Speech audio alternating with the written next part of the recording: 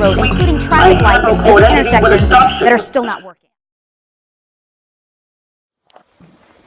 Right, hello everybody. So I figured I'd just do a quick update on my bike light, or my setup on my bicycle before daylight savings comes into effect again. So this is so I'll start with the front. So this one down here, that's the one that's connected to the electric battery. So when I turn on the bike and it's dark, there is an option up here, and there's a button just over there to turn the front light and the rear light on. Now the front light is pretty bright, but on its own it's not quite bright enough to light up the road, which is why I've got this one up here. This one I use to light up the road. This one is the one that I get a mix of complaints about in some ways. I wouldn't say necessarily complaints, but as you can see, this is the lowest setting, and the brightest one, for obvious reasons, is the one that I've had a few people say that it can be a bit blinding. So what I try to do is aim it as best as I can down towards the road. Now, as you can see, there is a little bit of light where I am, but that's all I get on a dark stretch of road. Now, when you're going at about 20 miles, I go about 15-20 miles per hour, which can make it a bit difficult to see with just that kind of range. So I'll turn it into high mode. So that's high mode, and this is the high beam.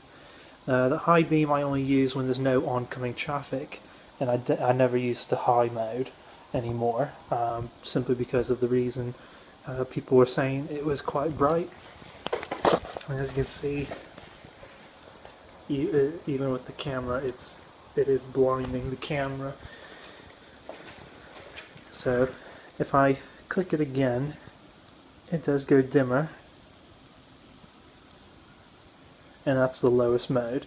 Again, it doesn't, on a dark stretch of road when you're doing 15 miles per hour or faster, it doesn't do a lot on this mode, which is why I keep it on mode number 2.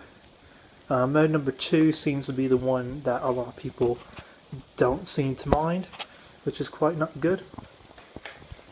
So yeah, that's the brightest light there. And then those are my blinkers, or the indicators. I'll see if I can. The light is so bright it actually lights up the mounting, which is quite nice.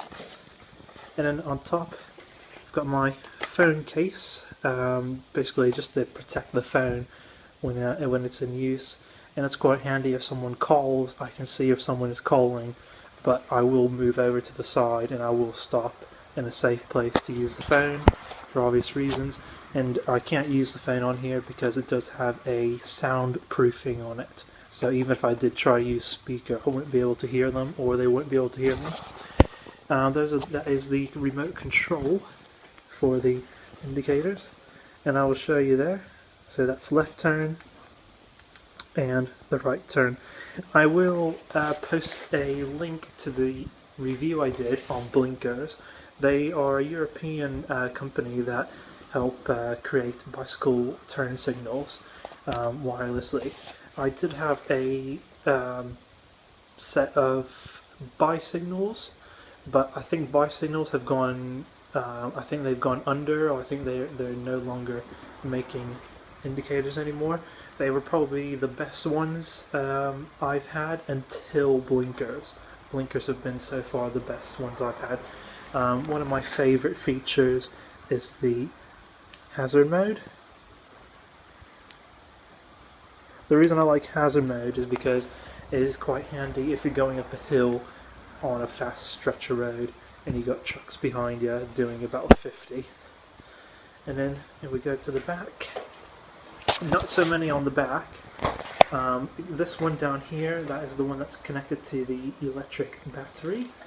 That's the battery, and that is the rear tail light.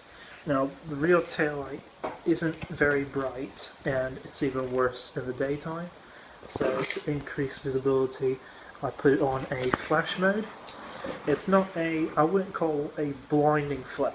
There's a few different types of bike lights that do blind flash, whereas I don't mind. I think this one is okay. I don't get too many problems with people encountering this one because it does a few steady low beam flashes and it just does a very quick 2 bright flashes, which is what I like. Now, in addition to that, this is something I came up with in Birmingham. You may have seen it on my old video from my last bike light setup. These are my helmet lights. So I got a mix of, there's two Rolsons and there's a Cateye I got from Halfords. Originally the Cateye was for my backpack when I was at work, and then I put on the helmet because I wasn't using the backpack anymore. And those are the helmet lights. The idea is to increase visibility with high-rise truck drivers, and so it's also more noticeable when you're passing parked cars. People tend to notice you a little bit easier with the helmet lights being up so high. They can see you much easier behind blind spots. Obviously, some people just don't see you. I'm not too sure exactly how, but who knows.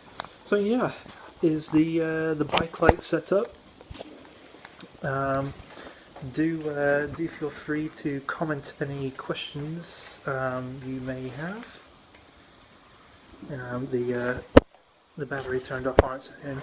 If I don't use it for a certain period of time, the computer shuts off automatically, which is quite nice, but it can be a bit annoying because it can mess it up. Right, and that is where my camera goes. And it's got two recording sections on it. It can record that way and that way, as you've seen on my thing, at the same time, which is what I like about it, which is why I use it. Right, everyone, well, thank you very much for watching. Shall put these all together.